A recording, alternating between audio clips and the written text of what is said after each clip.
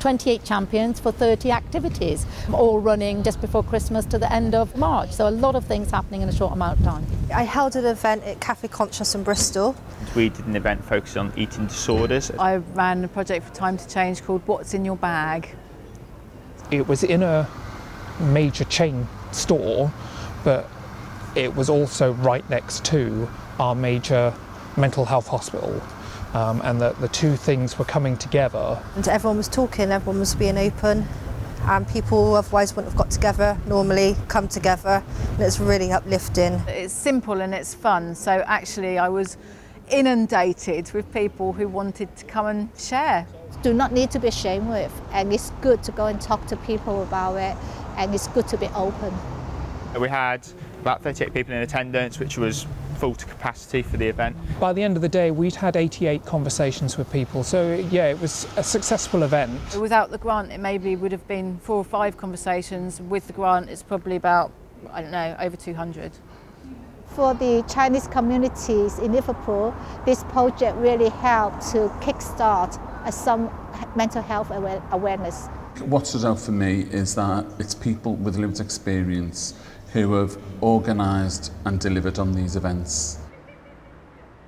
Tonight is Beyond the Ridiculous at the Wardrobe Theatre in Bristol, which is a clowning and fooling show, improvised on the spot, and pretty anarchic.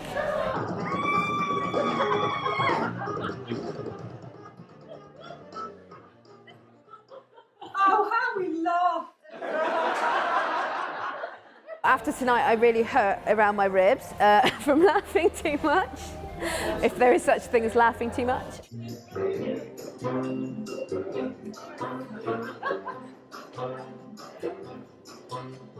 I just hope people talk about it and say what a great time they had at Beyond the Ridiculous, and that it's really made them think about what mental health is and how it can affect people and affect themselves.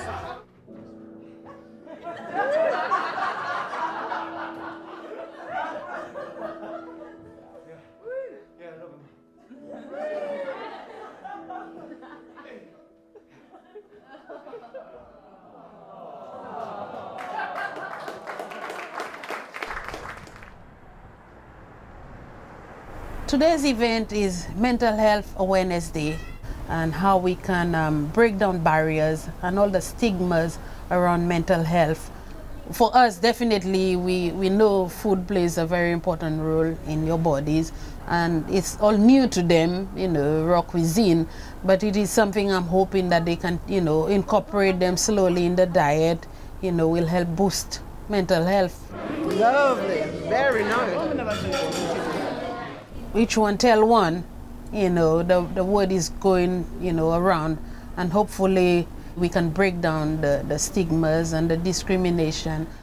The small grants idea, where it's a very simple application process and it's easy to get to, and people are doing what they think meets the needs or will enable that discussion, that conversation to happen, is a very successful model. You're actually empowering those communities through doing it, and that's something that's really important with these types of activities. It's not about it being a top-down approach, it's being a grassroots sort of community organised led approach, and I think that's a more successful way to then enable longer lasting change in challenging mental health stigma and discrimination.